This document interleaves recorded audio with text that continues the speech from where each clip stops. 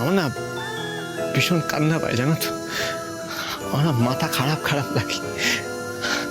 আমি না লোককে বুঝতেই পারি না যে আমি এতটা খারাপ নই।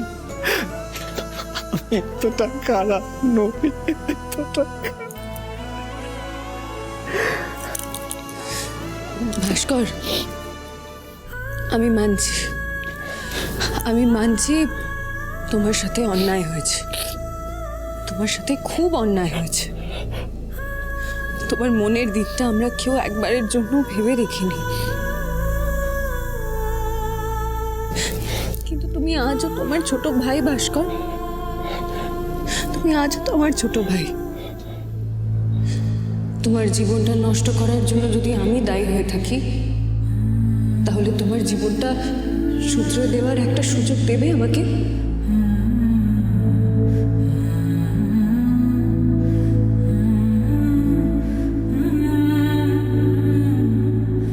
তোমার এই দিদিটাকে ক্ষমা করে দিয়ে একটা সুযোগ দিতে পারবে আমাকে, বলো? আমি তোমাকে তোমার হারানো সম্মান ফিরিয়ে দেব। আমি তোমার জীবনটা সাজিয়ে দেব সুন্দর করে, কিন্তু তুমি প্রতিজ্ঞা করো যে তুমি আবার আগের মতো হয়ে যাবে। তুমি আবার আমাদের সেই ছোট্ট হাসি খুশি ভাইটা হয়ে উঠবে। কথা দাও আমাকে।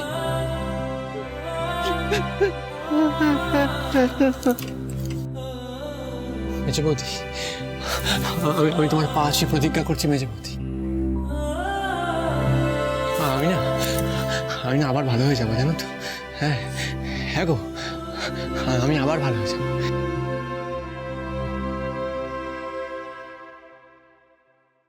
এই রাতটা আমার জীবন থেকে সব কালিকে একদম ধুয়ে মুছে দেবে। কালকে সকাল থেকে তোমরা আবার সেই পুরোনো ভাস্করকে দেখতে পারবে। তুমি আমায় ক্ষমা করবে না মেজে বৌদি? হ্যাঁ ও মা, ও বাবা, বলো তোমরা আমায় ক্ষমা করে দেবে তো, বলো না। ও বাবা, ও বাবা, তুমি আমায় ক্ষমা করবে না? করবে না ক্ষমা? এই শেষদা, তুই তো আমার খুব প্রাণের রে, তুই আমায় ক্ষমা করবি না?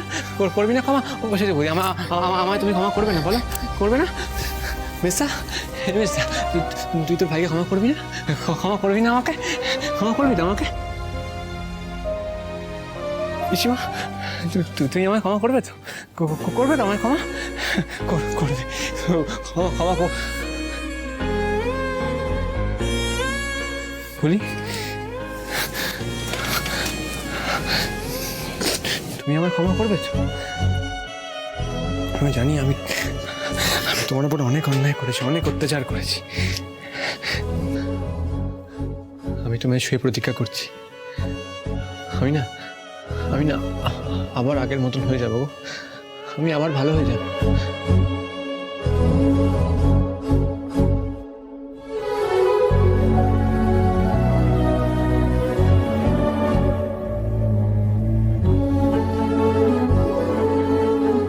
তোমাকে আমি আর কোনোদিনও কোনো অপমান করব না, একদম অত্যাচার করব না।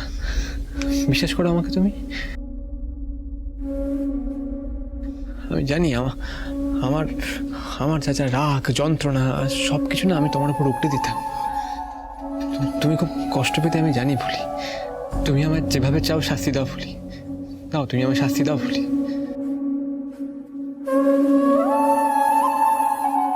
আরে বউ হয়ে স্বামীকে শাস্তি দেবে? আরে আবার কেমন কথা রে? হ্যাঁ পিসি, শাস্তি দেবে। আমার স্ত্রী, হ্যাঁ ও আমার স্ত্রী, তাই আমি আমার স্ত্রীকে সেই অধিকার দিলাম আমাকে শাস্তি দেওয়ার।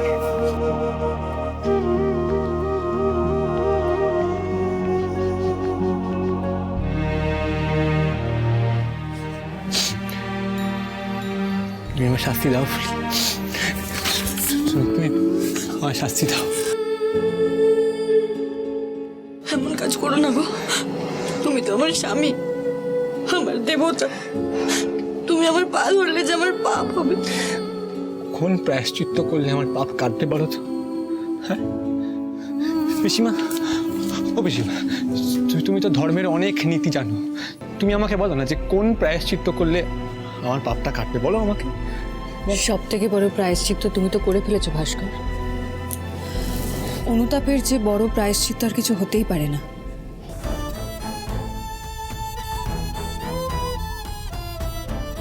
সত্যি কথা বলে ফেলার চেয়ে বড় পবিত্র কাজ আর কিছু হতেই পারে না। আর সেটাই তোমাকে, তোমার মনটাকে শুদ্ধ করে দিয়েছে।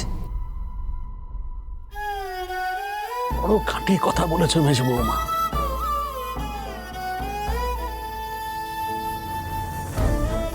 আমার ছোট্ট ভাইকে আমি আবার ফিরে পাবো, এর চেয়ে বেশি আনন্দের আর কি হতে পারে।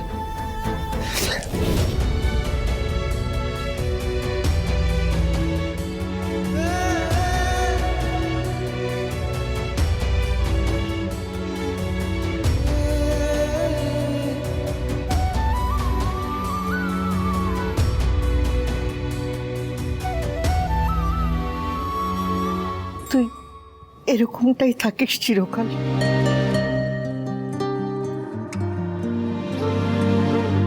চলো সবাই শুতে যাবে, চলো।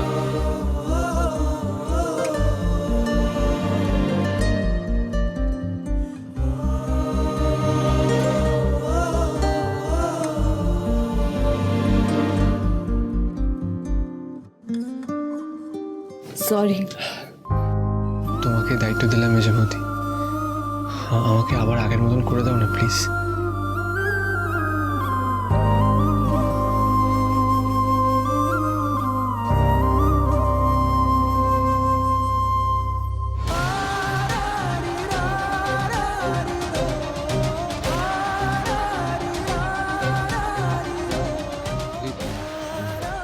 আমি তোমাকে কোনোদিনও আর অসম্মান করবো না, কথা দিলাম।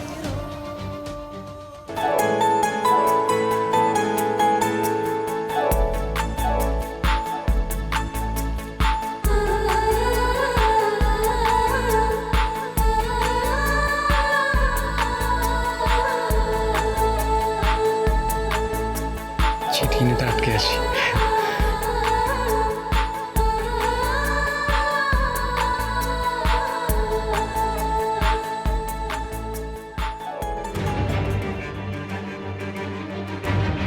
পিসিমা, ও তুই?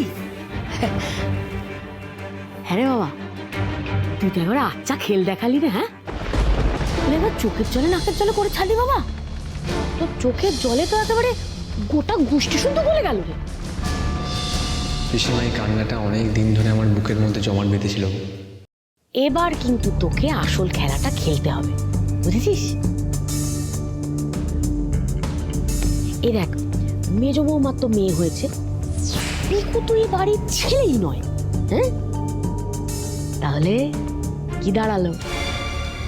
তোকে এ বাড়ির বংশধর আনতে হবে।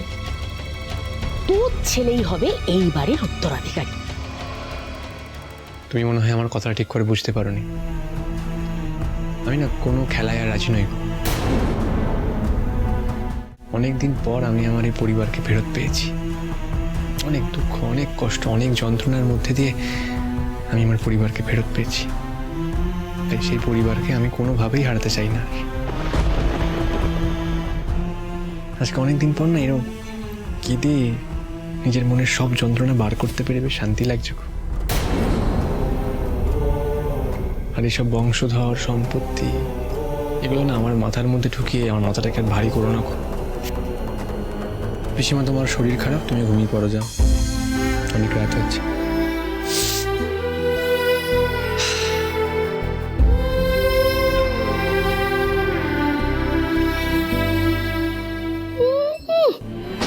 ভালো কথা বললাম, সেটা একটু বিষ হয়ে গেল। বাবা, হলোটা কি বলো তো?